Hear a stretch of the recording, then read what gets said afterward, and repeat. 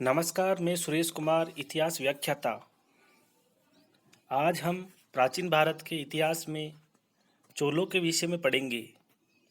पिछली कक्षा में हमने भाग प्रथम में चोलों की शासन व्यवस्था, उनकी अर्थव्यवस्था, प्रमुख चोल शासक के विषय में पढ़ा। अब आज हम चोल वंश भाग 2 के तहत चोलों की समकालीन शक्तियाँ, चोलों का श्रीलंका के साथ संबंध, चोलों का दक्षिणी पूर्व एशिया के साथ संबंध के विषय में अध्ययन करेंगे।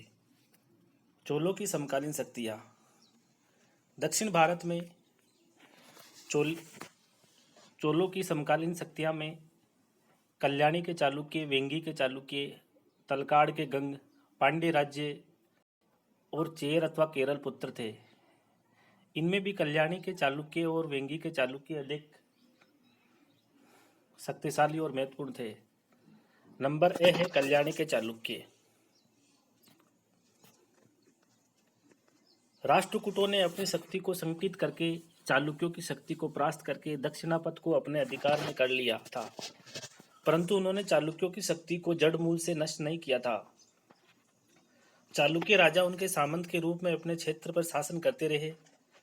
आगे चलकर जब राष्ट्रकूटों की सैनिक शक्ति निर्बल हो गई तो स्थिति का लाभ उठाकर चालुक्य सामंत तेलप ने अपने आप को राष्ट्रकूटों की प्रभुता से स्वतंत्र घोषित कर दिया और फिर राष्ट्रकूटों के राजा कर्क को परास्त करके चालुक्य राजवंश का पुनरुद्धार किया। उसने कल्याणी को अपनी राजधानी बनाया, इसलिए वे कल्याणी के चालुक्य कहलाए।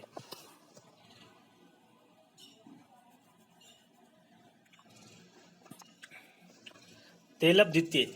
कल्याणी का तेलप द्वितीय आरंभ में राष्ट्रकूटों के अधीन बीजापुर जिले में तर्दवादी से छोटे से प्रदेश से शासन करता था। वे वातापी के चालुक्यों का वंशज होने का दावा करता था। परमार राजा सियक हर्ष ने राष्ट्रकूटों पर आक्रमण कर उनकी राजधानी मान्यखेत को तहस नहस कर दिया। उसके आक्रमण के बाद राष्ट्रकूट अपनी शक्ति का पुनः संगठन नहीं कर पाए। उनकी इस कमजोरी का लाभ उठाकर तेलप द्वितीय ने अपनी स्वतंत्रता की घोषणा कर दी और फिर उसने राष्ट्रकूटों पर आक्रमण कर दिया। राष्ट्रकूटों का राजा करक उसका सामना नहीं कर पाया और 972-73 ईस्वी में तेलप द्वितीय ने उनके राज्य का मालिक बन गया। अब तेलप ने अपने राज्य का विस्तार करना का प्रयास किया। सर्वप्रथम उसने गंगों पर आक्रमण किया।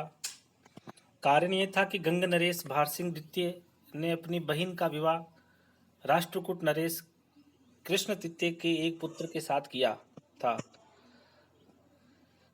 राजा कर्क की पराजय और मृत्यु के बाद उसने अपने भांजे इंद्र को मान्यखेत के सिंहासन पर बैठाने का प्रयास किया, इसलिए तेलप से उसका संघर्ष शुरू हो गया और अपने ध्येय में असफल होने पर भारसिंह द्वितीय ने अनशन द्वारा अपने प्राण त्याग दिए।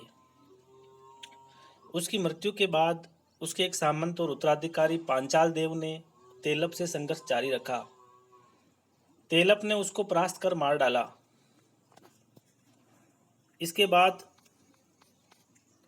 तेलप ने दक्षिणी गुजरात के लाड प्रदेश को जीता और इस प्रदेश को अपने सेनापति वारप्प को सौंप दिया। 980 के आसपास तेलप ने चोल नरेश उत्तम चोल पर आक्रमण किया और उसे पराजित किया। उसने दक्षिण कोंकण के शिलाहार वंशी राजा अवसर तृतीय पर भी आक्रमण किया और उसे अपनी अधीनता स्वीकार करने के लिए विवश किया।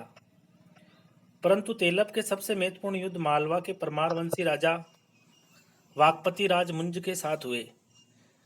मालवा के शासक दक्षिणापथ की अपनी विजयों का उपयुक्त क्षेत्र मानते थे। कुछ वर्षों पूर्व परमार राजा सियक हर्ष ने राष्ट्रकूट पर सफल आक्रमण किया था। उस समय मालवा में मुंज का शासन था। वे एक शक्तिशाली और पराक्रमी शासक था और पृथ्वी वल्लभ के नाम से विख्यात था।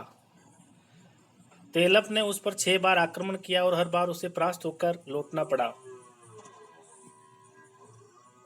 परंतु 7वीं बार जब मुंज ने दक्षिणापथ पर आक्रमण किया तो भाग्य ने तेलप का साथ दिया और मुंज पराजित हुआ।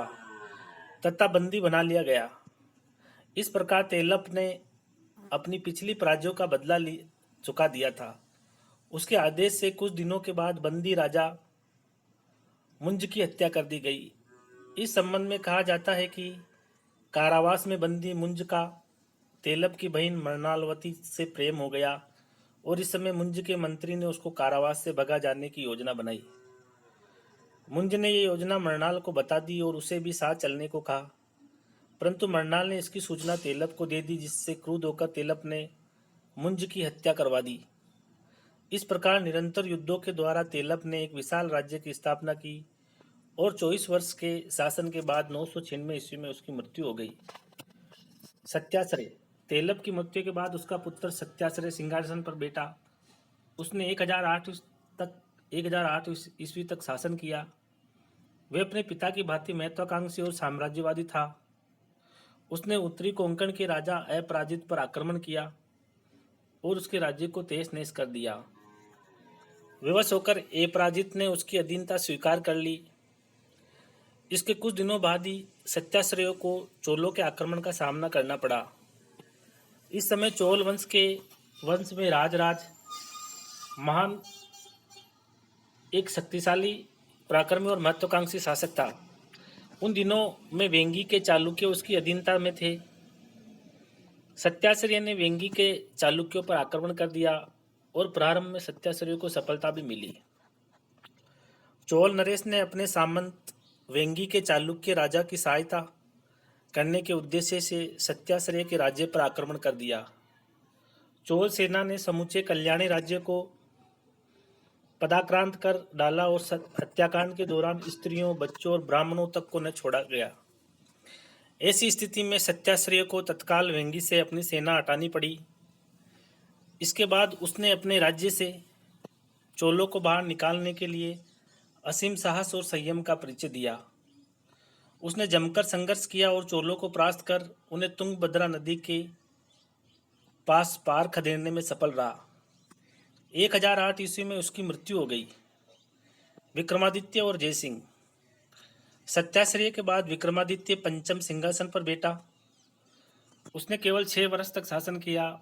उसके समय की उल्लेखनीय घटनाएं हैं उसके सेनापति से के केस विजय द्वारा दक्षिण कौशल के राजा भागीरथ को पराजित करना, अर्थात चालुक्य द्वारा दक्षिणी कौशल तक अपने प्रभाव को बढ़ाना। विक्रमादित्य के बाद लगभग 1 वर्ष तक उसके छोटे भाई ने शासन किया और उसके बाद 1015 ईस्वी के आसपास उसका छोटा भाई जयसिंह द्वितीय राजा बना। जयसिंह द्वितीय को राजा बनते ही अपने शत्रुओं से लोहा लेना पड़ा।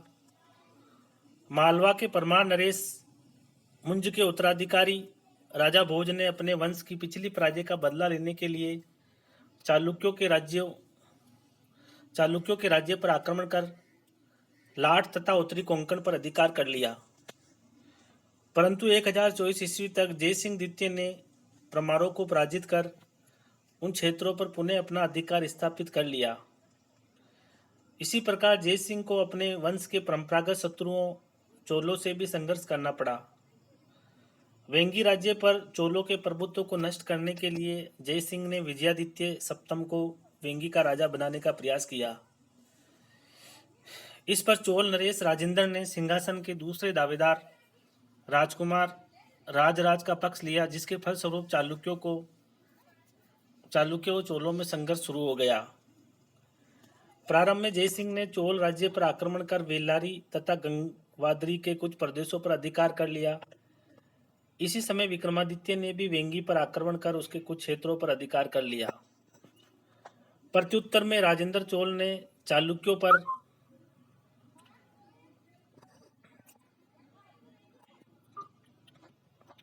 चढ़ाई कर दी और मास्की के युद्ध में जयसिंह को परास्त करने के बाद तुंगभद्रा तक के संपूर्ण प्रदेश को पुनः हस्तगत कर लिया। इसके बाद चोल सेना ने वेंगी की तरफ प्रस्थान किया और विजयादित्य को परास्त करके खदेड़ दिया। फिर राजराज को वेंगी के सिंहासन पर बिठाकर चोल सेना लौट गई। जयसिंह को अपने सामंतों के विद्रोह का सामना करना पड़ा, परंतु वह उनके विद्रोह को कुचलने में सफल रहा। सोमेश्वर प्रथम। जयसिंह के बाद उसका पुत्र सोमेश्वर प्रथम गद्दी पर बैठा। उसका अधिकांश समय युद्धों में व्यतीत हुआ। वह अपने वंश का सबसे प्रतापी शासक हुआ। उसने अपनी विजयों के द्वारा चालुक्यों के राज्य को एक साम्राज्य में परिवर्तित कर दिया। इस समय चालुक्यों के दो प्रबल शत्रु थे, मालवा के परमार और दक्षिण के चोल। सोमेश्वर ने दोनों के विरुद्ध अनेक सफल युद्ध लड़े। उसने परमार नरेश भोज पर आक्रमण कर उसे पराजित किया और उसकी राजधानी धारा नगरी पर अधिकार कर लिया। पराजित भोज को उज्जैन की तरफ भागना पड़ा, परंतु चालुक्य अपनी विजय को स्थायी नहीं बना पाए। कुछ समय बाद ही भोज ने उन्हें परास्त करके खदेड़ दिया और अपने खोए हुए प्रदेशों पर पुनः अधिकार जमा लिया। कुछ समय बाद मालवा पर कलचोरी नरेश कर्ण और पूर्वी चालुक्यों के राजा भीम ने आक्रमण कर दिया। तब सोमेश्वर ने हस्तक्षेप किया और आक्रमणकारियों को खदेड़कर राजा भोज के पुत्र जय सिंह को सिंहासन पर बिठाया। सोमेश्वर ने लाट और गुजरात पर आक्रमण किया तथा वहां के राजाओं को अपने अधीन किया। सोमेश्वर को चोलों के साथ भी लंबे समय तक संघर्ष करना पड़ा। संघर्ष का कारण वेंगी राज्य रहा। सोमेश्वर ने विजयादित्य को वेंगी का राजा बनाने का प्रयास किया तो चोल नरेश राजेंद्र प्रथम ने राजराज का समर्थन किया। सोमेश्वर ने विजयादित्य को वेंगी का राजा बनाने का प्रयास किया तो चोल नरेश राजेंद्र प्रथम ने राजराज का समर्थन किया। संघर्ष के दौरान राजेंद्र प्रथम का स्वर्गवास हो गया, परंतु उसके उत्तराधिकारी राजाधिराज ने युद्ध जारी रखा। चोल सेना ने धान्यकटक के युद्ध में चालुक्यों को पराजित किया और विजयादित्य को वेंगी से खदेड़ दिया। इसके बाद राजाधिराज ने चालुक्य राज्य पर आक्रमण किया और सोमेश्वर को कई युद्धों में परास्त कर कोलिवाकड़ के दुर्ग तथा काम्पिल्ली के राजप्रासाद को नष्ट कर दिया। विजयी चोल सेना ने सोमेश्वर की राजधानी कल्याणी को भी जीत लिया, परंतु चोल अपनी विजयों का लाभ अधिक समय तक नहीं उठा पाए। 1050 ईस्वी तक सोमेश्वर ने उन्हें अपने राज्य से खदेड़ दिया। फिर उसने वेंगी पर आक्रमण किया। राजराज ने उसकी अधीनता स्वीकार कर अपने राज्य को बचाया। इसके बाद सोमेश्वर ने चोलों के राज्य पर आक्रमण कर उसकी राजधानी कांची को लूटा। राजाधिराज और उसके युवराज राजेंद्र द्वितीय ने पुनः सोमेश्वर पर आक्रमण किया। कोप्पम के युद्ध में राजाधिराज मारा गया, परंतु विजयी चोलों की हुई। उन्हें लूट में अपार संपत्ति मिली। इस भारी पराजय के बाद भी सोमेश्वर ने विजयादित्य के पुत्र शक्तिवर्मन द्वितीय को सिंहासन पर बिठाने के लिए अपनी सेना भेज दी, परंतु चोल सेना की भी वहां पहुंच गई। युद्ध में चालुक्य सेना पराजित हो गई और शक्तिवर्मन मारा गया। क्रोधित सोमेश्वर ने चोलों के राज्य पर आक्रमण कर गंगवाड़ी क्षेत्र पर अधिकार कर लिया, परंतु कुछ दिनों बाद ही चोलों ने उसे वहां से खदेड़ दिया। कुछ दिनों बाद राजेंद्र द्वितीय की मृत्यु हो गई और वीर राजेंद्र चोलों का राजा बना। उसने इस संघर्ष को जारी रखा। तुंगभद्रा के किनारे वीर राजेंद्र ने चालुक्यों को बुरी तरह से पराजित किया। वेंगी में भी चोलों की विजय हुई। इस प्रकार चालुक्य चोल संघर्ष पीढ़ी दर पीढ़ी चलता रहा। सोमेश्वर ने अपने शासनकाल में उत्तरी कोंकण पर भी आक्रमण किया, परंतु वे यहाँ अधिक समय तक नहीं टिक पाया। इसी प्रकार उसने केरल पर भी आक्रमण किया और वहां के राजा को युद्ध में मार डाला।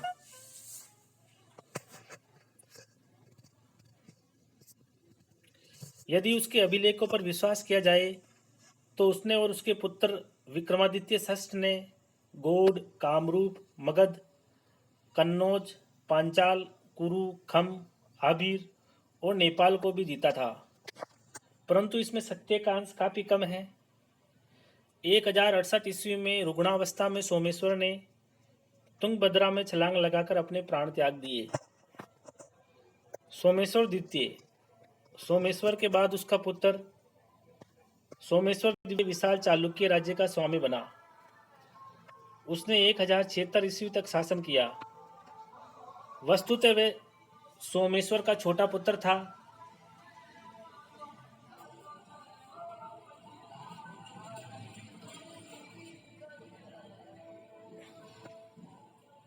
बड़ा पुत्र विक्रमादित्य षष्ठ अपने पिता की मृत्यु के समय सुदूर दक्षिण में चोलों से संघर्ष में उलझा हुआ था। अवसर का लाभ उठाकर सोमेश्वर द्वितीय ने सिंहासन हथिया लिया और उसके बड़े भाई ने भी उसके राजपद को मान्यता दे दी, परंतु यह अयोग्य शासक सिद्ध हुआ। उसकी नीतियों से प्रजा तथा सामंत दोनों दुखी हो गए। तब विक्रमादित्य षष्ठ ने उसे सिंहासन से हटा दिया और स्वयं सिंहासन पर बैठा। विक्रमादित्य षष्ठ अपने पिता के शासनकाल में ही विक्रमादित्य ने अनेक युद्धों में सफलता प्राप्त की थी। राज्याभिषेक के कुछ दिनों बाद ही उसे अपने भाई जयसिंह के विद्रोह का सामना करना पड़ा। प्रथम भिड़ंत में जयसिंह ने उसे पराजित कर दिया, परंतु बाद में विक्रमादित्य ने जयसिंह को बुरी तरह से पराजित कर दिया, परंतु उदारतावश उसे क्षमा कर दिया गया। अभी तक गंगवाड़ी का होयसल वंश चालुक्यों के अधीन था, परंतु अब अवसर पाकर गंगवाड़ी के राजा विष्णुवर्धन ने पांड्यों और कदंबों की सहायता से चालुक्य राज्य पर आक्रमण कर कुछ क्षेत्रों पर अपना अधिकार जमा लिया। विक्रमादित्य ने इन सभी को परास्त किया। इसके बाद विक्रमादित्य ने चोल राजा कुलोत्तुंग से संघर्ष किया और 1111 ईस्वी में उसने चोलों से वेंगी का राज्य छीन लिया। उसने कोंकण को जीता तथा यादवों के विद्रोह का दमन किया। यद्यपि उसके अभिलेखों में उसे गुर्जर, विदर्भ, सिंधु, कश्मीर, तुरुस्क, आबिर, बंग आदि का विजेता भी कहा गया है, परंतु इस प्रकार के विवरण को सही मानना उचित नहीं होगा। परंतु इसमें कोई संदेह नहीं कि उसने एक विशाल राज्य पर लगभग 50 वर्ष तक शासन किया। वे कलाकारों और साहित्यकारों का आश्रयदाता था और उसके दरबार में विल्लन, विज्ञानेश्वर जैसे विद्वान रहते थे। सोमेश्वर तृतीय 1126 ईस्वी में विक्रमादित्य षष्ठ की मृत्यु के बाद उसका पुत्र सोमेश्वर तृतीय चालुक्यों का राजा बना। वह शांति प्रिय राजा था और इसका लाभ उठाकर होयसल नरेश विष्णुवर्धन ने न केवल अपनी स्वतंत्रता की घोषणा कर दी, अपितु आक्रमण करके वनवासी प्रदेश पर भी अधिकार जमा लिया। चोल नरेश कुलोत्तुंग द्वितीय ने भी आक्रमण कर चालुक्यों से आंध्र प्रदेश छीन लिया, परंतु कुछ समय बाद सोमेश्वर ने इस क्षेत्र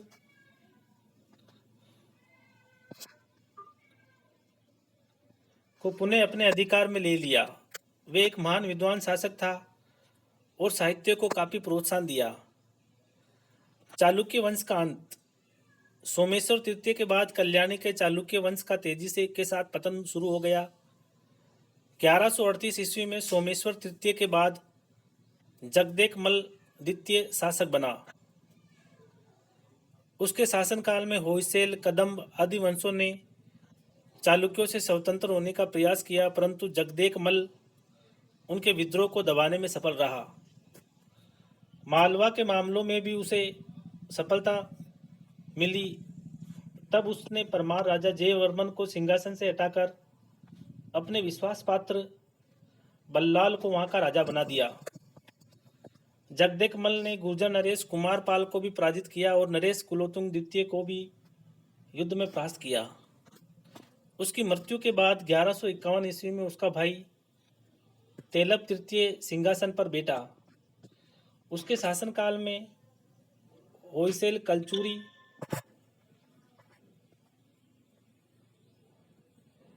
और यादव वंशों ने अपनी अपनी स्वतंत्रता के लिए संघर्ष छेड़ दिया। तेलप तृतीय अवसर के अनुकूल सिद्ध नहीं हो सका और उसके सामंत धीरे धीरे चालुक्यों की अधीनता से स्वतंत्र हो गए। इतना ही नहीं, अपितु उनमें से कुछ ने तो चालुक्यों पर आक्रमण करने भी शुरू कर दिए। कलचुरी वंश के विज्जल ने 1157 ईस्वी में चालुक्य राज्य के अधिकांश भाग को हड़प लिया। 1181 ईस्वी में तेलप तृतीय का पुत्र सोमेश्वर चतुर्थ चालुक्यों का राजा बना। 1181 ईस्वी में तेलप तृतीय का पुत्र सोमेश्वर चतुर्थ चालुक्यों का राजा बना। वे विज्जल के उत्तराधिकारियों से चालुक्य की राजधानी कल्याणी को छीनने तथा अपने वंश का पुनरुद्धार करने में सफल रहा, परंतु उसके वंशज चालुक्यों की सत्ता को कायम न रख पाए और चालुक्य राज्य विलुप्त हो गया। नंबर बी है वेंगी। अब हम पढ़ेंगे वेंगी का चालुक्य। पहले पढ़ा था हमने कल्याणी का चालुक्य वंश, ठीक है। अब हम पढ़ेंगे वेंगी का चालुक्य वंश। अनिलवाड़ा, गुजरात, वातापी और कल्याणी के अलावा चालुक्यों की एक अन्य शाखा ने वेंगी को अपनी राजधानी बनाकर शासन किया। यानी कि चालुक्य कहाँ कहाँ थे? अनिलवाड़ा गुजरात के चालुक्य थे, फिर वातापी या बादामी के चालुक्य पुलकेशिन द्वितीय वाले, फिर कल्याणी के चालुक्य, और एक और थे वेंगी के चालुक्य। यानी कि वातामी और बादामी के चालुक्य तो कर्नाटक के थे, कल्याणी के चालुक्य महाराष्ट्र के थे, और वेंगी यानी आंध्र प्रदेश के आसपास में और चालुक्य थे। इस प्रकार चालुक्यों की 3 शाखाएं थी: अनिलवाड़ा गुजरात चालुक्य, वातापी बादामी या कर्नाटक के चालुक्य, कल्याणी महाराष्ट्र के चालुक्य, और वेंगी आंध्र प्रदेश के आसपास के इलाके के चालुक्य। इतिहास में वे वेंगी के चालुक्य कहलाए। कभी कभी उन्हें पूर्वी चालुक्य भी कहा जाता है, क्योंकि इनका राज्य कल्याणी के पूर्व में स्थित था। वातापी के विख्यात राजा पुलकेशिन द्वितीय ने 621 के आसपास आंध्र प्रदेश को जीतकर वहां अपने भाई विष्णुवर्धन को प्रशासक नियुक्त किया। विष्णुवर्धन ने इस क्षेत्र में अपने नए राजवंश की स्थापना की। इस राजवंश ने वेंगी को अपनी राजधानी बनाकर 500 वर्षों तक शासन किया। यानी कि ये पुलकेशिन द्वितीय का भाई था विष्णुवर्धन, उसने मतलब उसको वहां का प्रशासक बना दिया वेंगी का, और उसने एक नए राजवंश की स्थापना की। जयसिंह प्रथम। वेंगी के चालुक्य वंश के संस्थापक विष्णुवर्धन ने 625 ईस्वी से 633 ईस्वी तक शासन किया। उसकी मृत्यु के बाद उसका पुत्र जयसिंह प्रथम सिंहासन पर बैठा। उसके शासनकाल में चालुक्यों के मूल वंश वातापी पर पल्लव नरेश नरसिंह वर्मन ने आक्रमण किया और वातापी पर अधिकार कर लिया। मतलब उसके शासनकाल में चालुक्यों के मूल वंश वातापी पर पल्लव नरेश नरसिंह वर्मन ने आक्रमण किया और वातापी पर अधिकार कर लिया। पुलकेशिन द्वितीय संघर्ष में मारा गया।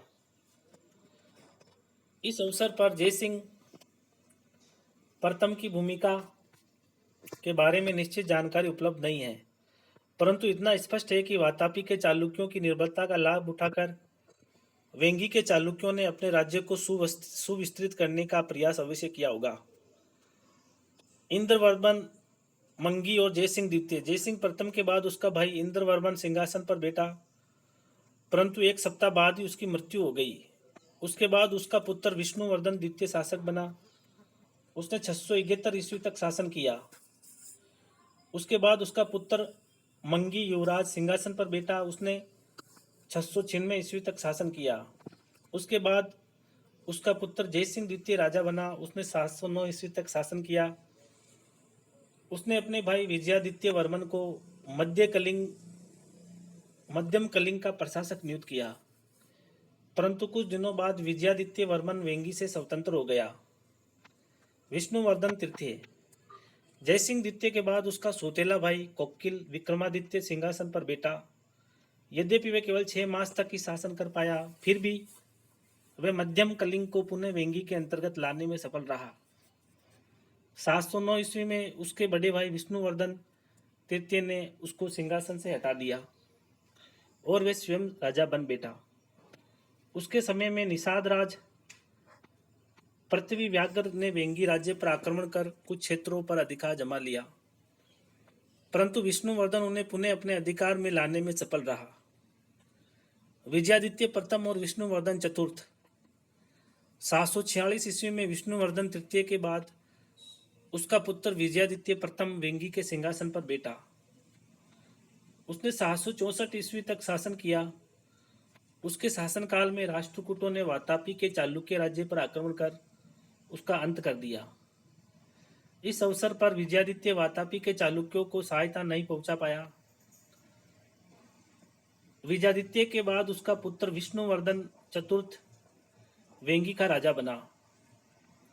उसने 799 ईस्वी तक शासन किया।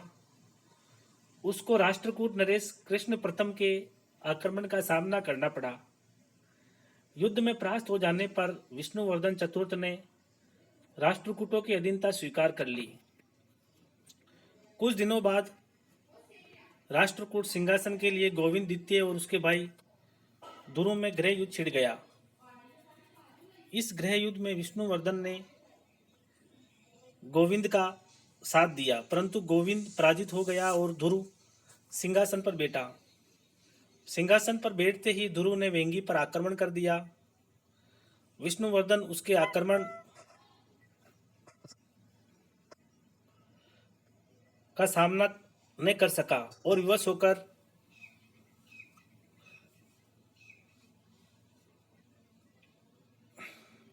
उसे ध्रुव की अधीनता स्वीकार करनी पड़ी और अपनी पुत्री शीतल महादेवी का विवाह भी ध्रुव के साथ करना पड़ा।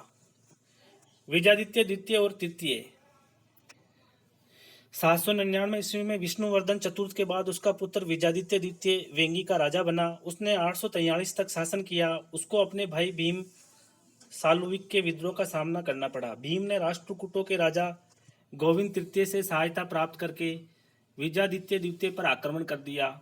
उसे परास्त करके वेंगी का राजा बनाया गया, परंतु 814 ईस्वी में गोविंद तृतीय की मृत्यु हो गई और उसके अल्पवयस्क उत्तराधिकारी अमोघवर्ष प्रथम ने के समय में राष्ट्रकूट राज्य में चारों तरफ अराजकता व्याप्त हो गई। इस स्थिति का लाभ उठाकर विजयादित्य द्वितीय ने भीम सालुक को परास्त कर वेंगी के सिंहासन पर पुनः अधिकार जमा लिया। इसके बाद उसने राष्ट्रकूटों पर आक्रमण कर उनके कुछ प्रदेशों पर अधिकार कर लिया। उसने दक्षिण के गंगों को पराजित किया। कुछ वर्षों बाद राष्ट्रकूटों ने उसे अपने राज्य में से खदेड़ दिया।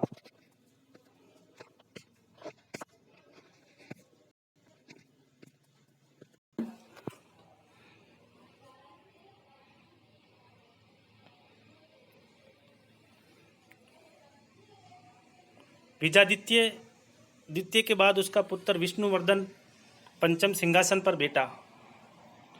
उसने लगभग 1.5 वर्ष तक शासन किया। उसके बाद 844 ईस्वी में विजयादित्य तृतीय वेंगी का राजा हुआ।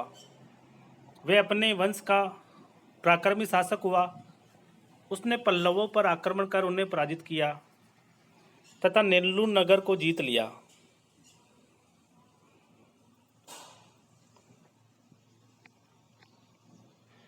इसके बाद उसने पांड्यों पर आक्रमण कर उन्हें भी परास्त किया। तत्पश्चात उसने मैसूर यानी नोलंब राज्य पर आक्रमण किया और वहाँ के राजा मंगी को युद्ध में मार डाला। इसके बाद उसने गंगवाड़ी पर आक्रमण किया और गंगों के राजा नीतिसार को परास्त करके अपनी अधीनता स्वीकार करने के लिए विवश किया। उसकी विजयों से भयभीत होकर राष्ट्रकूट राजा कृष्ण द्वितीय ने उसकी बढ़ती हुई शक्ति को नियंत्रित करने की दृष्टि से वेंगी पर जोरदार आक्रमण किया, परंतु किरणपुर के युद्ध में विजयादित्य तृतीय ने उसे बुरी तरह से पराजित किया और फिर उसने राष्ट्रकूट राज्य पर आक्रमण कर उसे पदाक्रांत कर मार डाला। इस अभियान के दौरान चालुक्य सेना ने राष्ट्रकूटों के अचलपुर नगर को जलाकर राख कर डाला। कृष्ण द्वितीय ने भागकर अपने ससुराल करचूरी राज्य में शरण ली। इसी समय चालुक्यों के एक सामंत बेमुलवाड़ ने बड़ंग में विद्रोह कर दिया। विजयादित्य ने उसके विद्रोह को बुरी तरह से दबा दिया ताकि अन्य कोई सामंत उसकी सत्ता का विरोध करने का साहस न कर सके। इसके बाद उसने दक्षिणी कौशल पर आक्रमण कर वहाँ के राजा से बहुत से हाथी प्राप्त किए। इस प्रकार विजयादित्य तृतीय ने अपनी विजयों के द्वारा वेंगी के चालुक्यों की धाक जमा दी। भीम प्रथम 888 ईस्वी में विजयादित्य तृतीय की मृत्यु के बाद उसका भतीजा भीम प्रथम उसका उत्तराधिकारी बना। अवसर मिलते ही राष्ट्रकूट नरेश कृष्ण द्वितीय ने वेंगी राज्य के एक बहुत बड़े भूभाग पर आक्रमण पर अधिकार जमा लिया। इतना ही नहीं, अपितु वह भीम प्रथम को बंदी बनाने में भी सफल रहा। परंतु कुछ दिनों बाद कृष्ण द्वितीय ने भीम को रिहा कर दिया। वापस लौटते ही भीम ने सैनिक तैयारियां की और अपनी पराजय का बदला लेने के लिए राष्ट्रकूट राज्य पर आक्रमण कर दिया। इस बार भाग्य ने उसका साथ दिया और उसने कृष्ण द्वितीय तथा उसके मित्रों कर्नाट, नरेश और लाट प्रदेश की संयुक्त सेनाओं को परास्त किया। कुछ दिनों बाद कृष्ण द्वितीय ने पुनः वेंगी पर आक्रमण किया, परंतु भीम ने उसे 2 युद्धों में परास्त कर अपने राज्य से खदेड़ दिया। इस प्रकार भीम अपने राज्य की सुरक्षा करने में सफल रहा।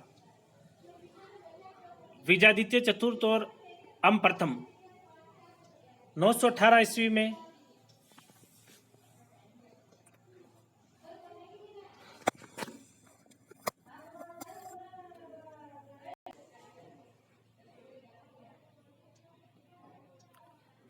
विजयादित्य चतुर्थ और अम प्रथम 918 ईस्वी में भीम प्रथम की मृत्यु के बाद उसका पुत्र विजयादित्य चतुर्थ वेंगी के सिंहासन पर बैठा। वे केवल 6 महीने ही शासन कर पाया था कि राष्ट्रकूटों के विरुद्ध बिरजापुरी के युद्ध में लड़ते हुए वीरगति को प्राप्त होगा। उसकी मृत्यु के बाद अम प्रथम राजा बना।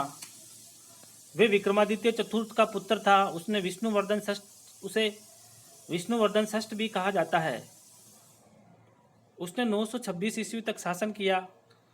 उसके शासनकाल में विष्णुवर्धन पंचम के पुत्र और युद्धमल के पुत्र ताल ने विद्रोह कर दिया।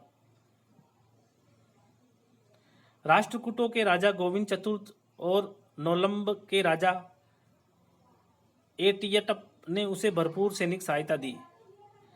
नतीजा यह निकला कि वे वेंगी के राजा को बंदी बनाने में सफल रहा और स्वयं राजा बन गया। अन्य शासक राष्ट्रकूटों और नौलंब के राजा की सहायता से 926 ईस्वी में ताल प्रथम राजा तो बन गया, परंतु 1 महीने के बाद ही भीम प्रथम के पुत्र विक्रमादित्य द्वितीय ने उसे सिंहासन से हटा दिया। अब विक्रमादित्य द्वितीय वेंगी पर शासन करने लगा। 1 वर्ष बाद अम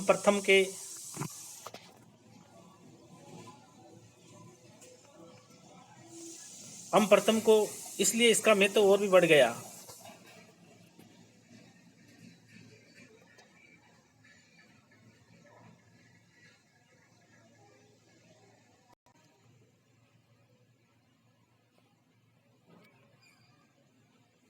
अन्य शासक राष्ट्रकूटों और नौलंब के राजा की सहायता से 926 ईस्वी में ताल प्रथम राजा तो बन गया, परंतु 1 महीने के बाद ही भीम प्रथम के पुत्र विक्रमादित्य द्वितीय ने उसे सिंहासन से हटा दिया। अब विक्रमादित्य द्वितीय वेंगी पर शासन करने लगा। 1 वर्ष बाद अम प्रथम के माफ कीजिएगा, ये पेज थोड़ा लास्ट का है, आगे आ गया, इसको बाद में पढ़ेंगे। अम प्रथम के पुत्र भीम द्वितीय ने उसे सिंहासन से हटा दिया और वे स्वयं सिंहासन पर बैठा। 8 मास बाद ताल के पुत्र मल ने उसकी हत्या कर दी और वे युद्धमल द्वितीय के नाम से वेंगी के सिंहासन पर बैठा। उसने 929 ईस्वी से 935 ईस्वी तक शासन किया, परंतु वह एक प्रकार से राष्ट्रकूटों का सामंत बन गया। ऐसी स्थिति में अम प्रथम के भाई भीम तृतीय ने उसके विरुद्ध विद्रोह कर दिया। वह युद्धमल द्वितीय से सिंहासन छीनने में सफल रहा। भीम तृतीय ने 946 ईस्वी तक शासन किया और वह एक पराक्रमी शासक सिद्ध हुआ। उसने चोलों, नौलंबन नरेशों और राष्ट्रकूटों को पराजित करके वेंगी की प्रतिष्ठा को पुनः स्थापित किया। उसके शासनकाल में वेंगी राज्यों को कुछ स्थिरता भी प्राप्त हुई, जिसके परिणाम स्वरूप वेंगी की समृद्धि में भी वृद्धि हुई। भीम तृतीय के बाद उसका पुत्र अम द्वितीय राजा बना। उसने लगभग 10 वर्ष तक शासन किया, परंतु अंत में युद्धमल के पुत्र बादप ने राष्ट्रकूटों की सहायता से इसे सिंहासनच्युत कर दिया। बादप विजयादित्य के नाम से सिंहासन पर बैठा। उसकी मृत्यु के बाद उसका भाई ताल द्वितीय राजा बना, जिसे अमद्वितीय ने मौत के घाट उतार दिया।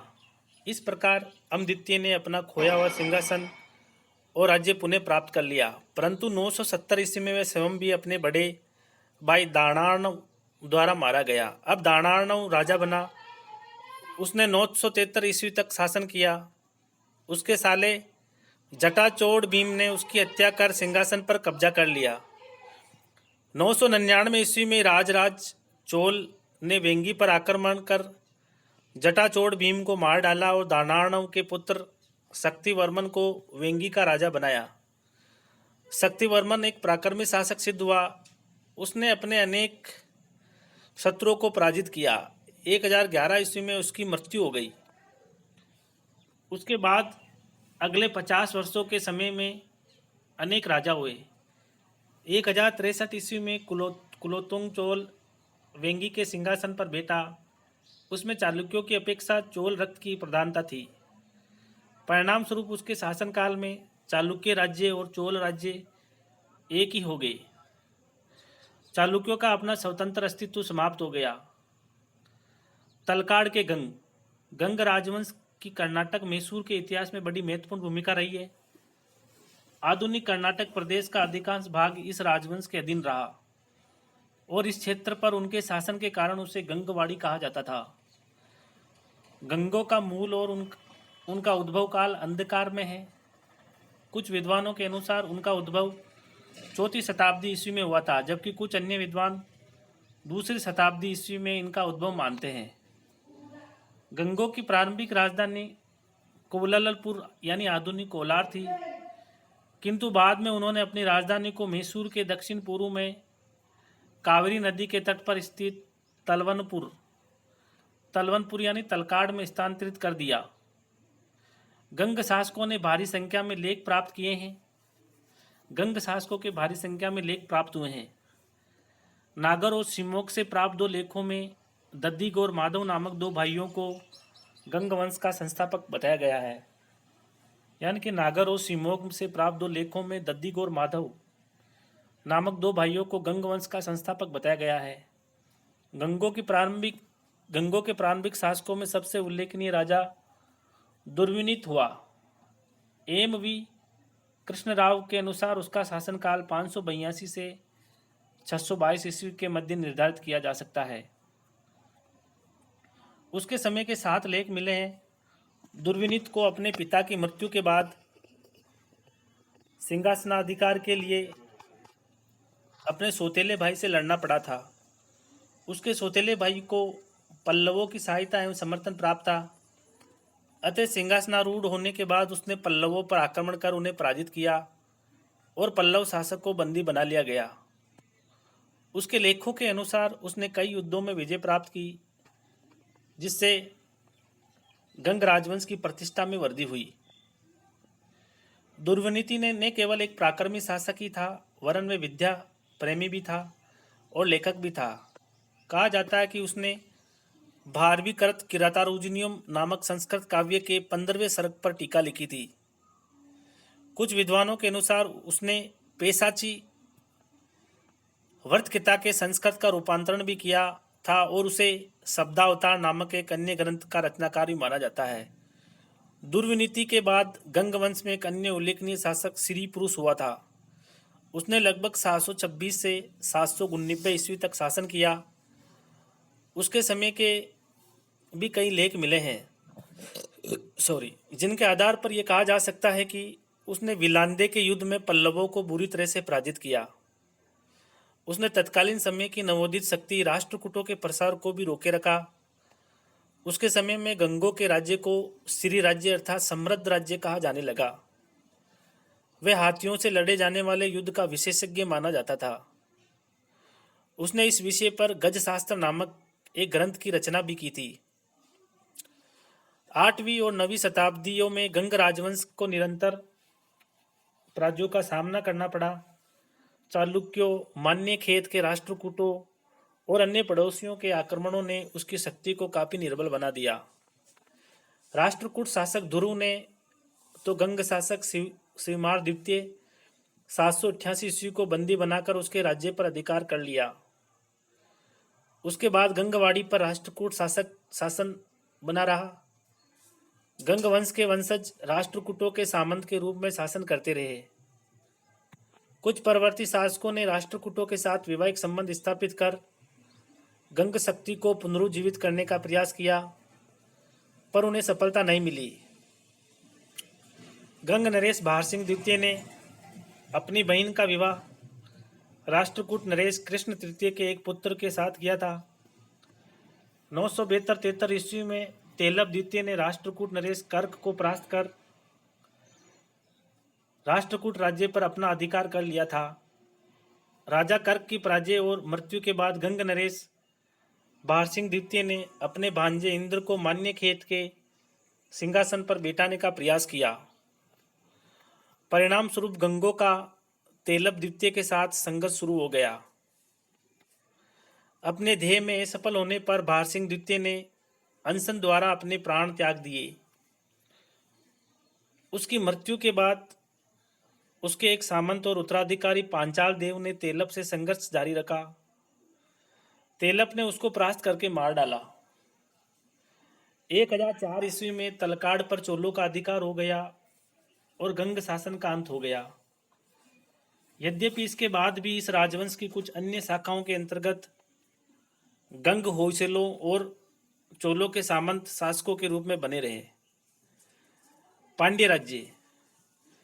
पांड्य द्रविड़ जाति के थे और वे प्राचीन काल से ही उस प्रदेश पर शासन करते आए थे जिसमें आधुनिक मदुरा, रमनाड और तिन्नेवल्ली के जिले सम्मिलित हैं। उसकी राजधानी मदुरा थी। उनका प्राचीन इतिहास अस्पष्ट है, परंतु 4वीं शताब्दी ईसा पूर्व के साहित्य में उनका उल्लेख मिलता है। मेगस्थनीज ने भी उनका उल्लेख किया है। अशोक के अभिलेखों में एक स्वतंत्र जाति के रूप में पांड्यों का उल्लेख मिलता है। 2री शताब्दी में के अंत में नेडुमचेलियन नामक पांड्य राजा का उल्लेख मिलता है।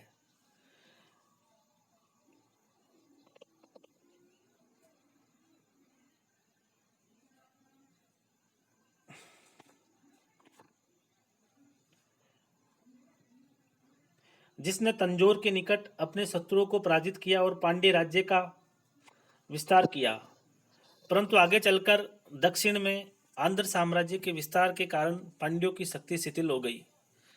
6ठी शताब्दी के अंतिम चरण में कडुगोन नामक राजा ने पांड्यों की शक्ति का पुनरुद्धार किया। पांड्यों की शक्ति का, किंतु इसके बारे में अधिक जानकारी उपलब्ध नहीं हो पाई है। 7वीं शताब्दी में अरिकेसरी मारवर्मन यानी कि 670 से 710 ईस्वी तक नामक पांड्य शासक ने केरलों को परास्त किया। उसने चालुक्यों का पक्ष लेकर पल्लवों से युद्ध किया और पल्लव नरेश परमेश्वर वर्मन को पराजित किया। मारवर्मन के बाद कोचडयन यानी कि 710 से 735 ईस्वी तक शासक बना। उसने कोंगू प्रदेश जीतकर पांड्य राज्य का विस्तार किया।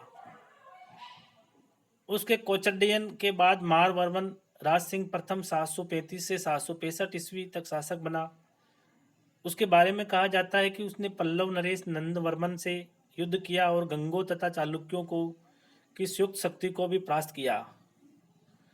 उसके उत्तराधिकारी जटिल पारंतक को भी अनेक विजयों का श्रेय दिया जाता है। 9वीं शताब्दी में की शक्ति का जोरदार विकास हुआ। 9वीं शताब्दी में पांड्यों की शक्ति का जोरदार विकास हुआ।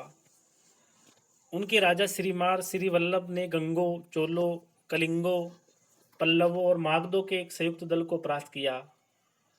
उसने लंका पर आक्रमण कर उसकी राजधानी को लूटा, किंतु अपने अंतिम दिनों में उसे पल्लवों से पराजित होना पड़ा। लंका के राजा ने भी पांड्यों पर आक्रमण कर उनकी राजधानी को लूटा।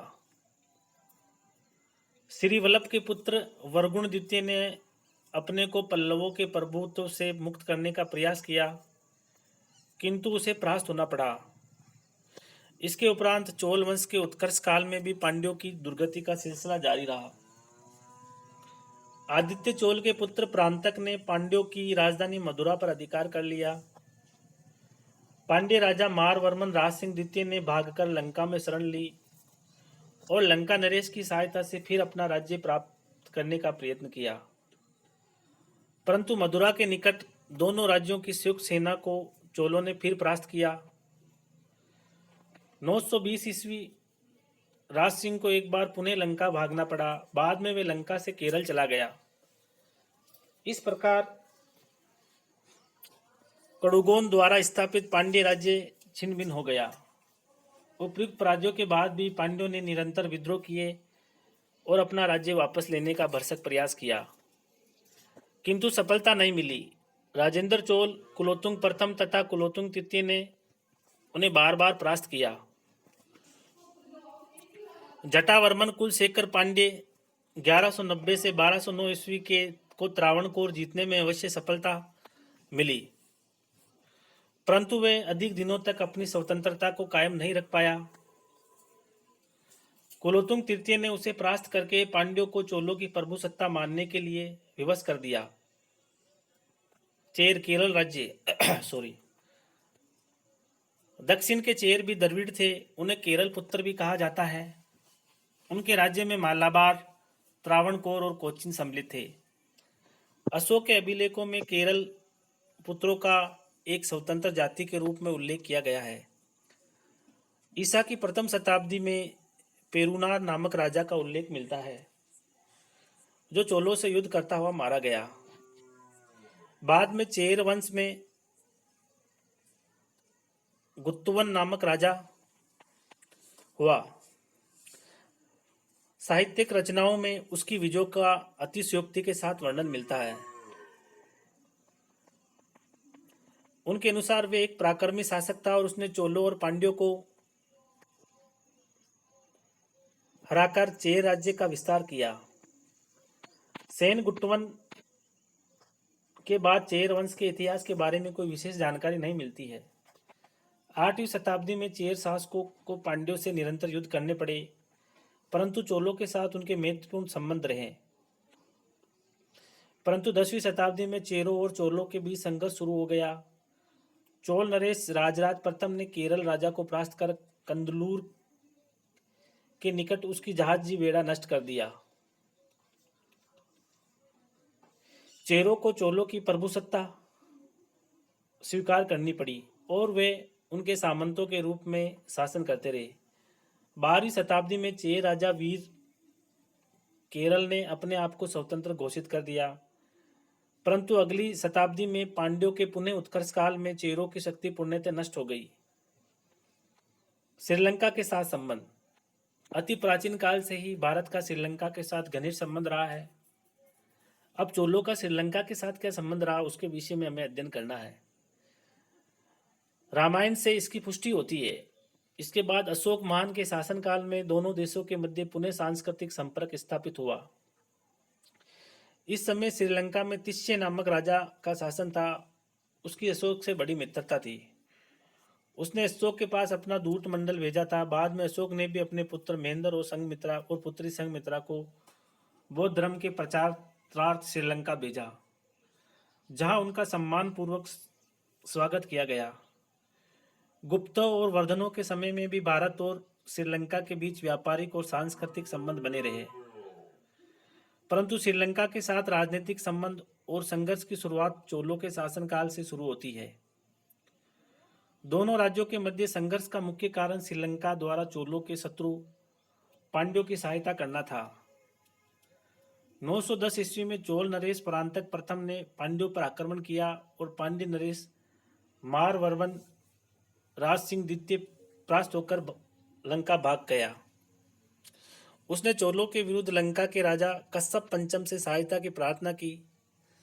कश्यप पंचम ने उसकी प्रार्थना को स्वीकार करते हुए उसकी सहायता के लिए एक सेना भेज दी, परंतु प्रांतक ने वेल्लूर के युद्ध में दोनों की संयुक्त सेना को पराजित कर दिया। राज सिंह द्वितीय को भागकर पुनः लंका में शरण लेनी पड़ी। अब प्रांतक ने लंका नरेश को सबक सिखाने के उद्देश्य से लंका पर आक्रमण कर दिया, परंतु कश्यप पंचम ने साहस के साथ चोल सेना का सामना किया और विवश होकर प्रांतक को वापस लौटना पड़ा, परंतु उपयुक्त घटनाओं के परिणाम स्वरूप चोलों और लंका के मध्य शत्रुता की नींव मजबूत हो गई। प्रांतक प्रथम की मृत्यु 955 ईस्वी के बाद लगभग 30 वर्षों तक चोलों की शक्ति को ग्रहण लगा रहा और इस अवधि में पांड्यों ने पुनः अपनी शक्ति को संगठित कर लिया। 957 ईस्वी में प्रांतक द्वितीय चोलों का शासक बना। उसने पांड्य नरेश वीर को पराजित किया और वीर युद्ध में मारा गया। इसके बाद प्रांतक द्वितीय ने पांड्यों के मित्र लंका नरेश महेंद्र चतुर पर आक्रमण कर दिया, परंतु इस बार भी चोलों को लंका में सफलता नहीं मिली और उन्हें वापस लौटना पड़ा। 985 ईस्वी में राजराज चोलों का शासक बना। उसने पांड्यों को पराजित किया और उनके राजा अमर भुजंग को बंदी बना लिया। इसके बाद उसने पांड्यों के मित्र लंका नरेश पर आक्रमण किया और लंका नरेश महेंद्र पंचम को पराजित किया। लंका नरेश अपनी राजधानी अनुराधापुर छोड़कर लंका के दक्षिण पूर्वी भाग की ओर चला गया। चोल सेना ने अनुराधापुर में लूटमार कर उसे नष्ट भ्रष्ट कर डाला और उत्तरी लंका पर अपना अधिकार कर लिया। राजराज ने लंका में अपने अधिकार क्षेत्र को की राजधानी पोलोनरू में स्थापित की। यानी राजराज ने लंका में अपने अधिकार क्षेत्र की राजधानी पोलोनरू में स्थापित की। उसने यह एक शिव मंदिर का निर्माण भी करवाया। इस प्रकार उत्तरी लंका पर चोलों का शासन स्थापित हो गया। राजराज की मृत्यु 1014 ईस्वी में के बाद राजेंद्र प्रथम चोलों का शासक बना। उसके शासन के प्रारंभ में लंका नरेश महेंद्र पंचम ने चोलों को लंका से निकालने का प्रयत्न किया। इस पर राजेंद्र प्रथम ने लंका पर आक्रमण कर दिया। राजेंद्र प्रथम ने लंका नरेश महेंद्र को पराजित करके उसे बंदी बना लिया और समूचे लंका द्वीप को अपने अधिकार में ले लिया। परंतु चोलों की यह सफलता अस्थायी सिद्ध हुई। कुछ समय बाद ही महेंद्र के पुत्र कश्यप ने दक्षिणी लंका से चोलों को मार भगाया और उसने इस क्षेत्र पर विक्रमबाहु प्रथम के नाम से शासन करना शुरू कर दिया। इसके बाद उसने शेष लंका को चोलों से स्वतंत्र कराने के लिए स्वतंत्रता संग्राम शुरू किया। इस पर चोल युवराज राजाधिराज ने 1041 ईस्वी में लंका पर आक्रमण किया, परंतु ऐसा प्रतीत होता है कि वह लंका के विद्रोहियों का पूर्ण रूप से दमन करने में असफल रहा। 1044 ईस्वी में राजेंद्र प्रथम की मृत्यु के बाद युवराज राजाधिराज चोलों के सिंहासन पर बैठा। इस समय भी लंका निवासी चोल साम्राज्य के विरुद्ध अपनी स्वतंत्रता कायम रखने के लिए संघर्ष थे। राजाधिराज ने उनके स्वतंत्रता संघर्ष का दमन करने के लिए कठोर नीति का सहारा लिया। उसने लंका नरेश की राजमाता की नाक कटवा ली और उसके बहुसंख्यक समर्थकों को मौत के घाट उतरवा दिया और अनेकों को कारागार में ठूंस दिया। अपनी कठोर नीति के कारण वे लंका के अधिकांश भाग को अपने शासन के अंतर्गत रखने में सफल रहा।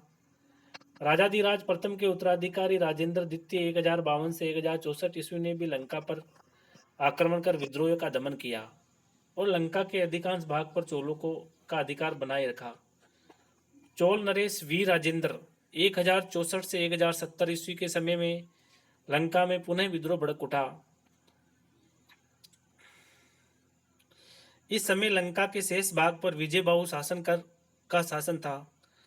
चोल सेना ने विद्रोहियों को कठोरतापूर्वक दमन किया और लंका के अधिकांश भाग पर चोलों का शासन बना रहा। कुलोतुंग प्रथम 1070 से 1120 ईस्वी के शासनकाल में लंका नरेश विजयबाहु के नेतृत्व में लंका में चोलों के विरुद्ध पुनः विद्रोह भड़क उठा। इस बार विजयबाहु को सफलता मिली और उसने चोल सेनाओं को पराजित करके लंका से खदेड़ दिया। 1052 ईस्वी में विजयबाहु ने अपने को लंका का स्वतंत्र शासक घोषित कर दिया। विद्वानों का मानना है कि इस घटना के कुछ समय बाद कुलोतुंग ने विजयबाहु से मित्रता कर ली और मैत्री संबंधों को मजबूत बनाने की दृष्टि से अपनी एक पुत्री का विवाह लंका के एक राजकुमार के साथ कर दिया। इस प्रकार लंबे संघर्ष के बाद लंका पुनः स्वतंत्र हुआ और चोलों के साथ उसके मैत्रिक संबंधों की पुनः शुरुआत हुई। दक्षिण पूर्वी एशिया के साथ चोलों के संबंध। दक्षिण पूर्वी एशिया से हमारा अभिप्राय उन देशों और द्वीपों से है जो भारत के दक्षिण पूर्व में स्थित है। इनमें चंपा, कम्बुज, मलाया, जावा, सुमात्रा, बोर्निया, बाली, ब्रह्मा और श्याम मुख्य हैं। चंपा, कम्बुज, मलाया, जावा, सुमात्रा, बोर्निया, बाली, ब्रह्मा और श्याम मुख्य हैं। प्राचीन काल में भारतीयों ने अदम्य साहस, धैर्य, शौर्य, अध्यवसाय, संगठन और प्रचार क्षमता का परिचय देते हुए इन दूरस्थ प्रदेशों में व्यापार, संस्कृति और आधिपत्य की स्थापना की थी। ये काम उन्होंने सामुद्रिक मार्गों से किया। माफ कीजिएगा, वो पिछले वाला पेज अब पढ़ा जाएगा।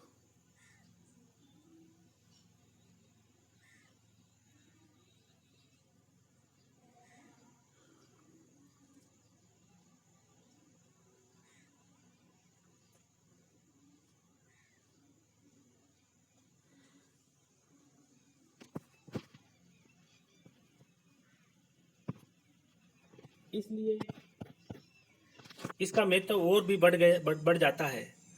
भारतीयों को इस कार्य के लिए प्रेरित करने के लिए कई कारण उत्तरदायी थे, जिनमें मुख्य थे व्यापार द्वारा धनार्जन की इच्छा, नए नए स्रोतों की खोज अथवा प्राप्ति की आकांक्षा, भारतीय संस्कृति के प्रचार की भावना जिसमें धर्म प्रचार की भावना अधिक प्रबल थी आदि।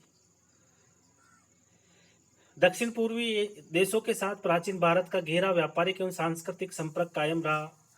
सभी देशों के साथ इस संपर्क का विस्तृत विवरण देना यहाँ संभव नहीं है। यहाँ हम केवल चोल शासन के अंतर्गत दक्षिण पूर्वी एशिया के साथ चोलों के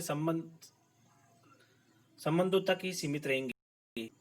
8वीं शताब्दी में मलाया में एक विशाल साम्राज्य का उदय हुआ जो शैलेंद्र साम्राज्य के नाम से प्रसिद्ध है। शैलेंद्र नाम की व्याख्या तथा उसके उद्गम के विषय में विद्वानों में मतभेद है। डॉक्टर मजुमदार के अनुसार शैलेंद्र वंश की उत्पत्ति शैलोद्भव तथा गांग वंशों के साथ हुई, जो उड़ीसा और कलिंग के क्षेत्र में ईसा की 6वीं या 7वीं शताब्दी में राज्य कर रहे थे।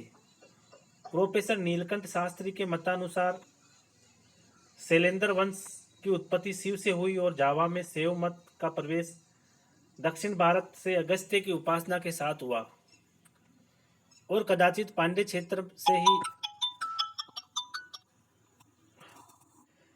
और कदाचित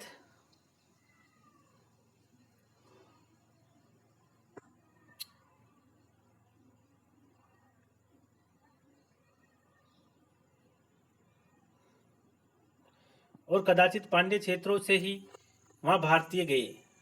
लिंगोर के लेख से प्रमाणित होता है कि मलाया में शैलेंद्रों का राज्य स्थापित हो चुका था और 755 ईस्वी में श्री विजय से बढ़कर उन्होंने मलाया का अधिकांश भाग जीत लिया था। 9वीं शताब्दी के मध्य भाग तक शैलेंद्रों का मलाया, सुमात्रा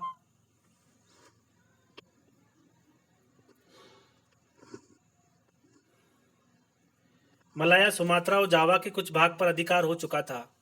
उपलब्ध साक्ष्यों से पता चलता है कि श्री विजय के शैलेंद्र शासकों ने न केवल हिंद एशिया, इंडोनेशिया के प्राय सभी द्वीपों को अपितु हिंद चीन, इंडो चाइना के बड़े भाग, मलाया और दक्षिणी बर्मा को भी जीतकर अपने साम्राज्य में सम्मिलित कर लिया था। दक्षिण भारत के चोल शासकों का 9वीं और 10वीं शताब्दियों में शैलेंद्र शासकों के बीच मैत्रीपूर्ण राजनीतिक और व्यापारिक संबंध कायम थे, किंतु बाद में किसी कारणवश दोनों शक्तियों के मध्य संघर्ष आरंभ हो गया। संघर्ष का एक संभावित कारण चीन के साथ भारत के व्यापार की रक्षा करना था, क्योंकि इस समय पूर्वी द्वीप समूह के साथ भारत का व्यापार अरबों के हाथ में चला गया था और भारत चीन व्यापार पूर्वी द्वीप समूह के मार्ग से ही होता था। कुछ विद्वानों के अनुसार संघर्ष का वास्तविक कारण चोल शासकों की साम्राज्य विस्तार की महत्वाकांक्षा थी। जो भी कारण रहा हो, 1025 ईस्वी के आसपास चोल शासक राजेंद्र प्रथम 1014 से 1044 ईस्वी ने श्री विजय पर राज्य पर आक्रमण कर दिया। इस आक्रमण में चोल सेना विजयी रही। उसने शैलेंद्रों की राजधानी श्री विजय पर अधिकार कर लिया और वहाँ के राजा संग्राम विजयोतुंग वर्मन को बंदी बना लिया। बाद में जब शैलेंद्र शासक ने चोलों की अधीनता में शासन करना स्वीकार कर लिया तो राजेंद्र प्रथम ने उसे मुक्त कर दिया और उसके प्रदेश भी वापस लौटा दिए गए। इस प्रकार चोल राज्य और चीन के मध्य का सामुद्रिक मार्ग सुरक्षित हो गया और 1033 ईस्वी में राजेंद्र प्रथम ने अपना दूत मंडल चीन भेजा। राजेंद्र प्रथम ने 1033 में, 1333 में एमबीटी ने भेजा था, उसके 1033 यानी कि 300 साल पहले। कुछ विद्वानों का विचार है कि संभवतः श्री विजय के शासक ने भारत और चीन के जल मार्ग में किसी भी प्रकार की बाधा उत्पन्न की हो और विवश होकर राजेंद्र प्रथम को श्री विजय पर आक्रमण करना पड़ा। राजेंद्र प्रथम की विजय के उपरांत लगभग आधी शताब्दी तक शैलेंद्र शासक चोलों की अधीनता में शासन करते रहे। ऐसा प्रतीत होता है कि चोल शासक राजेंद्र द्वितीय 1052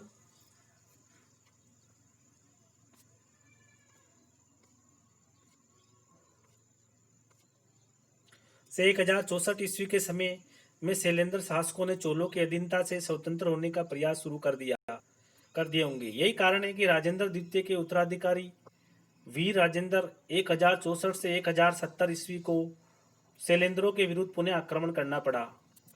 चोल सेना ने एक बार पुनः शैलेंद्रों को पराजित किया और उनसे केदार प्रदेश छीन लिया। एक बार पुनः शैलेंद्र शासक को चोलों की अधीनता स्वीकार करनी पड़ी और वीर राजेंद्र ने उदारतापूर्वक केदार प्रदेश उसे वापस लौटा दिया। इसके पश्चात आगामी वर्षों तक दोनों पक्षों के मध्य शांति रही। चोल नरेश कुलोत्तुंग प्रथम 1070 से 1120 ईस्वी के समय में शैलेंद्र वंश के राजा ने अपना दूत उनकी सेवा में भेजा था और उनसे प्रार्थना की थी कि नेगापट्टनम में स्थित बौद्ध विहार को दान और अनुदान में दी गई भूमि को कर मुक्त कर दे। कुलोत्तुंग ने उसकी प्रार्थना को स्वीकार कर लिया। इससे स्पष्ट है कि इस समय तक दोनों के मध्य मैत्रीपूर्ण संबंध बने हुए थे। आगे चलकर दोनों ही शक्तियों का पतन हो गया था। इस प्रकार हमने चोल वंश के विषय में विस्तार से अध्ययन किया। धन्यवाद।